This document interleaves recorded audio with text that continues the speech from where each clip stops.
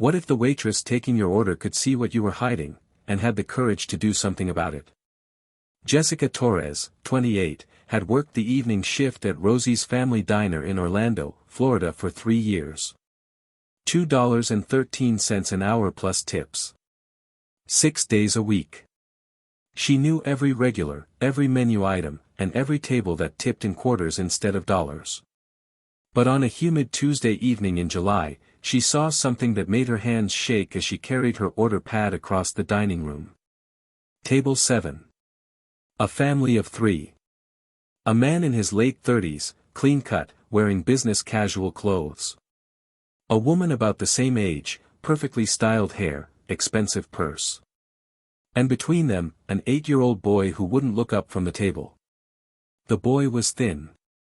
Too thin. His arms showed fading bruises that looked like fingerprints. He wore a long-sleeve shirt in 92-degree Florida heat. And when Jessica approached the table, he flinched. "Evening, folks. What can I get you started with?" Jessica said, her voice steady despite the alarm bells ringing in her head. The man ordered for everyone without asking the boy what he wanted. The woman smiled constantly, the kind of smile that looked painted on. And the boy said nothing. Didn't make eye contact. Didn't move. Jessica had seen this before. Not in a restaurant. In a mirror. 20 years ago, Jessica had been that silent child. Foster care at age 6 after neighbors heard screaming. 11 different homes before she aged out of the system. She knew what fear looked like when it lived in a child's eyes every single day. She took their order and walked back to the kitchen, her heart pounding. She could be wrong. The boy might just be shy. The bruises could be from playing rough. The fear could be nothing. But what if she was right? What if that boy was exactly like she'd been, screaming silently for someone, anyone, to see him? Jessica made a decision that would either save a life or cost her job. Maybe both. She grabbed her order pad and wrote 4 words that would change everything. Boy, okay. Need help. 3 hours later, police would find evidence hidden in the family's car trunk that would lead to 17 felony charges and a nationwide investigation. But first, Jessica had to get that note to an 8-year-old boy without his parents seeing it. If you believe some heroes don't wear capes, they wear aprons, comment protect. Jessica Torres lived in a small 1-bedroom apartment in Kissimmee, 15 minutes from the diner. $950 a month. She shared it with her younger sister Maria, 24, who was studying to be a social worker at Valencia College. The apartment was small but clean. One wall was covered with photos, not of happy family vacations, but of Jessica and Maria with various foster families. Some smiling. Some not. A visual timeline of survival. On her bedside table sat a worn copy of The Body Keeps the Score, a book about trauma that her therapist had recommended 3 years ago. Jessica had read it cover to cover twice. She understood now that the hypervigilance she felt, the constant scanning for danger, the inability to ignore signs of distress, wasn't weakness. It was survival instinct. And sometimes, that instinct saved lives. Jessica had started working at Rosie's right after aging out of foster care at 18. No college degree. No family connections. No safety net. Just a willingness to work hard and a desperate need to never be homeless again. She'd been promoted to senior server after 2 years. Made $32,000 annually with tips. It wasn't much, but it was steady. And it allowed her to help Maria get through school, something Jessica had never been able to do for herself. Every day, Jessica served families. Happy families celebrating birthdays. Tired families grabbing dinner after soccer practice. Stressed families where parents snapped at kids over spilled drinks. She'd learned to read families the way other people read books. Body language. Tone. The space between words. And she'd learned to see the signs that others missed. Tonight, at table 7, every sign was there. The man's name was David Brennan. 38 years old. Regional sales manager for a pharmaceutical company. Clean record. Homeowner in Winter Park, one of Orlando's nicer suburbs. Member of his church. Youth soccer coach. The woman was Claire Brennan. 36, elementary school teacher. PTA volunteer. Facebook full of inspirational quotes about family and faith. And the boy was Timothy Brennan. 8 years old. Homeschooled. No social media presence. No sports teams. No friends that neighbors had ever seen. To anyone looking at them, they seemed like a normal, successful family grabbing dinner at a local diner. But Jessica wasn't looking at what they wanted people to see. She was looking at what they couldn't hide. Timothy's long sleeves in July heat. The way he kept his arms close to his body, protecting his ribs. The way he stared at his untouched water glass instead of looking around the restaurant like normal kids did. The way he flinched when his father reached past him for the salt. And the bruises. Fading yellow-green marks on his forearms that looked like adult-sized handprints. When Jessica brought their drinks, she watched carefully. David Brennan didn't look at her. Didn't say thank you. Just continued talking on his phone about sales projections. Claire Brennan smiled that painted smile and said, "Thank you so much, dear," in a voice that sounded like she was performing for an invisible audience. Timothy didn't react at all. He stared at his water glass like it held answers to questions he couldn't ask. Jessica set down the drinks and said quietly to Timothy, "Hey buddy, we have really good chocolate milkshakes. Would you like one?" Before Timothy could respond, David Brennan cut her off without looking up from his phone. "He's fine. Just bring the food when it's ready." "Of course," Jessica said evenly. But she'd seen it. The split second when Timothy's eyes flickered up at the word milkshake. The tiny, involuntary movement toward hope before fear shut it down. That moment decided everything. Jessica stood in the kitchen, watching table 7 through the service window while the cook prepared their order. Her manager, Frank Martinez, 52, walked past carrying a box of supplies. He'd worked at Rosie's for 20 years. Good man. Fair boss. But also careful. Risk-averse. The kind of manager who followed rules because rules kept him from getting sued. Jessica caught his arm. "Frank, I need to talk to you about table 7. Frank set down the box. "Problem?" "The kid. 8 years old. Bruises on his arms. Long sleeves in July. Won't make eye contact. Flinches when his dad moves. I think," Jessica took a breath. "I think something's wrong." Frank's expression shifted from curiosity to caution. "Jessica, we can't just accuse customers of." "I'm not accusing. I'm observing." Jessica's voice was steady but urgent. "I grew up in foster care, Frank. I know what this looks like. And I'm telling you, that boy needs help." Frank glanced toward table 7, then back at Jessica. "What do you want to do?" "I want to pass him a note. Ask if he's okay. If he signals that he needs help, we call the police. If he doesn't, we let it go." Frank was quiet for a long moment. "If you're wrong, we could have a lawsuit. Defamation. False accusation. The Brennans could destroy this place. And if I'm right and we do nothing?" Jessica asked quietly. "What does that make us?" Frank looked at her, really looked at her. He'd known Jessica for 10 years.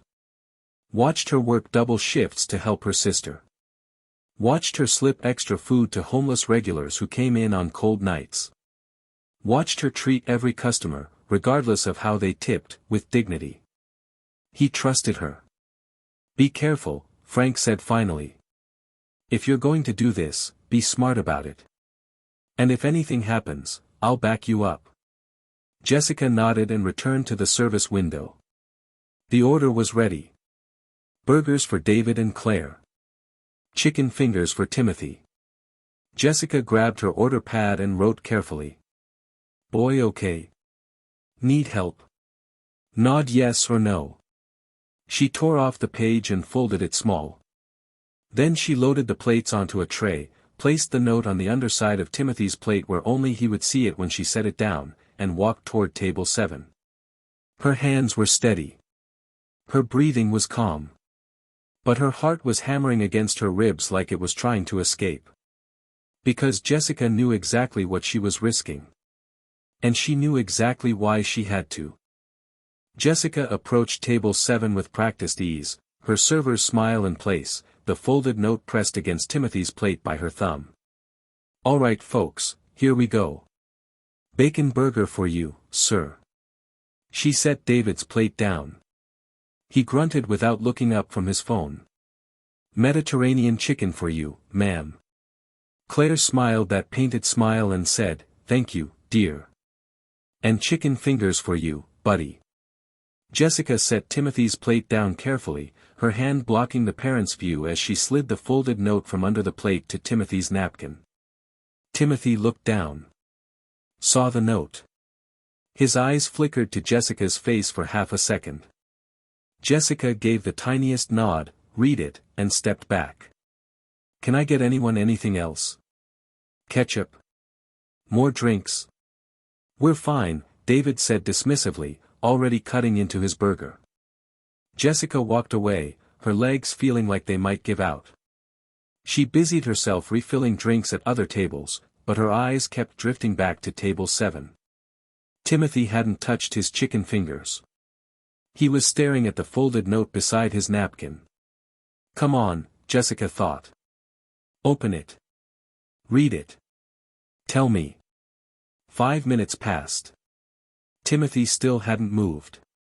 David and Claire ate and talked about weekend plans, something about a church barbecue, as if Timothy wasn't even there. Which, Jessica realized, was probably how they always treated him. Invisible unless they wanted something to hurt. Then, finally, Timothy's small hand moved toward the note. He unfolded it under the table, out of his parents' line of sight. Jessica watched from across the restaurant, pretending to clean a nearby table. Timothy read the note. His lips moved silently, sounding out the words, boy okay. Need help? For a long moment, he didn't move.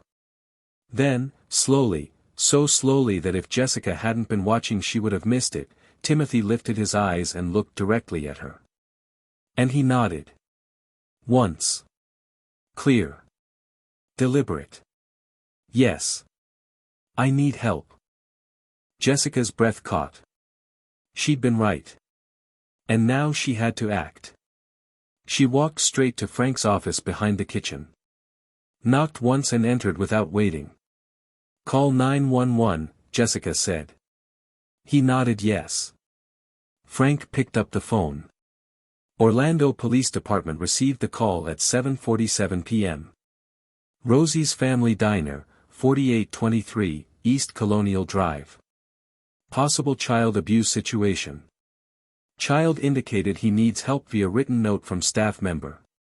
Officer Maria Gonzalez, 34, 12 years on the force, specialized in crimes against children, arrived first. Followed by Officer James Mitchell, 41, 20 years on the force. Both had been trained in exactly this type of situation. They entered the diner at 7:52 p.m. Frank met them at the door, voice low. Table 7. Family of 3. Boy is 8 years old. My server Jessica Torres noticed signs of abuse. She passed him a note asking if he needed help. He nodded yes. Officer Gonzalez scanned the dining room. Table 7. Normal-looking family. That's how it always looked. Where's your server? Mitchell asked. Jessica approached from the kitchen, her apron twisted in her hands. I'm Jessica. I called this in. Tell me what you observed, Gonzalez said, pulling out a notepad. Jessica described everything. The bruises. The flinching. The long sleeves in July. The way Timothy wouldn't make eye contact. The way David ordered for him without asking. The painted smile on Claire's face that never reached her eyes. "And you passed him a note?" Gonzalez asked. "Yes. I asked if he was okay and if he needed help. I told him to nod yes or no. He nodded yes."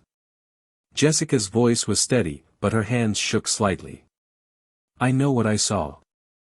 I grew up in foster care. I've seen this before. That boy is terrified." Mitchell nodded slowly. "We need to approach this carefully. If there's abuse happening, we can't tip them off before we secure the child's safety." The officers approached table 7 with practiced casualness. Mitchell spoke first, his voice friendly but authoritative. "Evening, folks. I'm Officer Mitchell with Orlando PD. We've had some reports of suspicious activity in the parking lot tonight. For everyone's safety, we're just doing a quick check of vehicles. Would you mind stepping outside with me for a moment?" David Brennan looked up, annoyed but not alarmed. "Suspicious activity? What kind?" "Probably nothing, sir.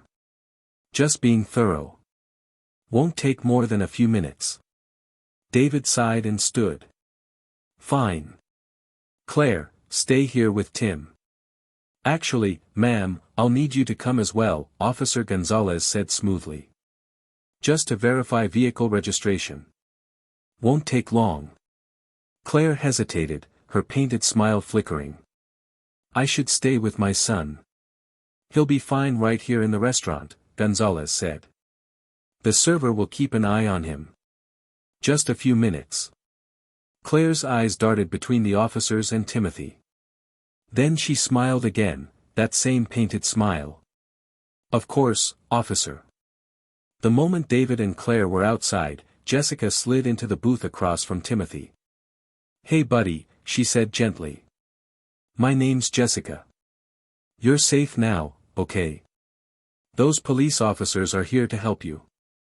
Can you tell me your name?" Timothy stared at her with eyes that looked far older than 8 years. When he spoke, his voice was barely a whisper. "Timothy. That's a good name. Timothy, I saw your bruises. And I saw how scared you looked. Can you tell me what happened?" Timothy's eyes filled with tears. "They're going to be mad. They're going to." "No," Jessica said firmly. "They can't hurt you anymore. The police are here. You're safe now." Outside, Officers Gonzalez and Mitchell had asked David Brennan to open his trunk for a routine vehicle check. What they found would lead to 17 felony charges. In the trunk of the Brennans' 2022 Honda Accord, officers found a box containing restraints, zip ties, duct tape, rope. A wooden paddle with Timothy's name carved into it.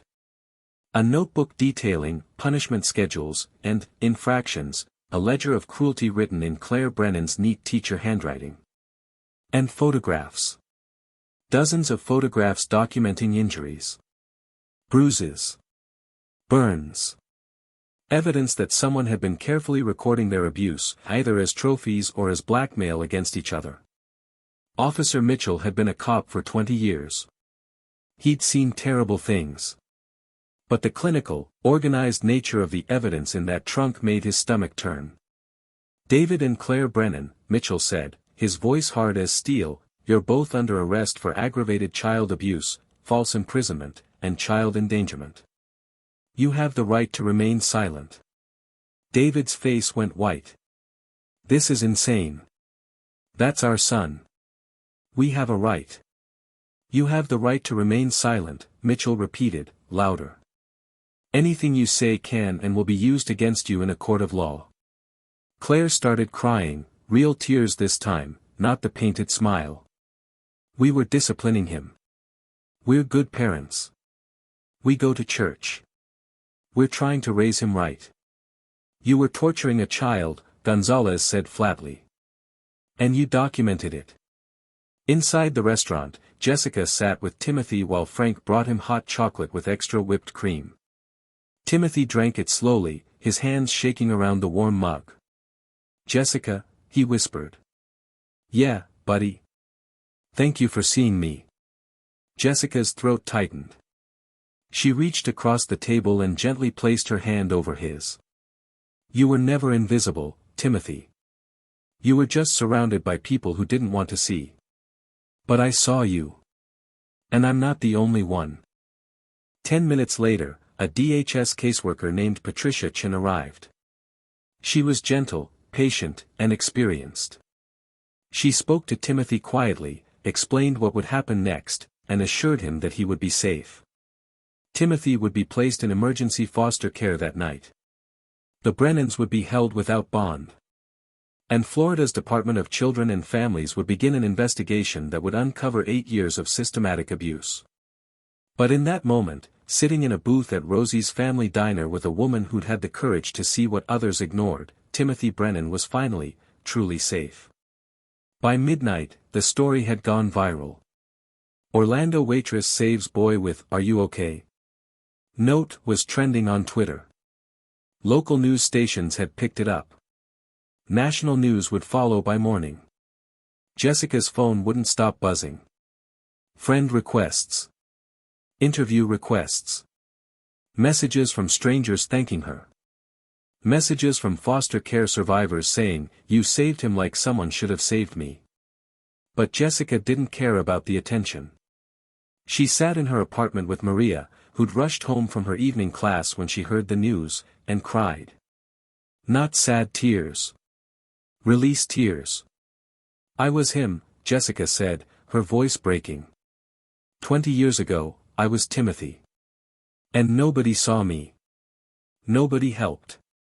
I went through 11 foster homes before I aged out, and nobody ever asked if I was okay." Maria hugged her sister tight. "But you saw him. You helped. You broke the cycle." The next morning, Jessica returned to work at Rosie's. She'd expected maybe a few customers to mention the news. Instead, she found the parking lot full and a line out the door. People had come specifically to see her. To thank her. To leave massive tips. To tell their own stories of abuse survived or prevented. Frank met her at the door, tears in his eyes. "Jessica," the owner called. "Corporate heard what happened. They want to give you a $10,000 reward and promote you to shift manager. Full benefits. $45,000 salary." Jessica stared at him. $45,000. "And," Frank continued, "there's a reporter from Good Morning America outside. They want to interview you. And the governor's office called. They want to give you a civilian hero commendation." Jessica looked past Frank at the crowded restaurant. At the people who'd come to say thank you. At table 7, where a family sat with a young daughter, and the mother kept glancing over at Jessica with tears in her eyes. "Can I start my shift first?" Jessica asked. "These people need coffee." Frank laughed and cried at the same time. "Yeah. Yeah, you can start your shift." 6 months after that July evening, Jessica Torres stood on a stage at the Florida State Capitol, receiving the governor's Medal of Heroism.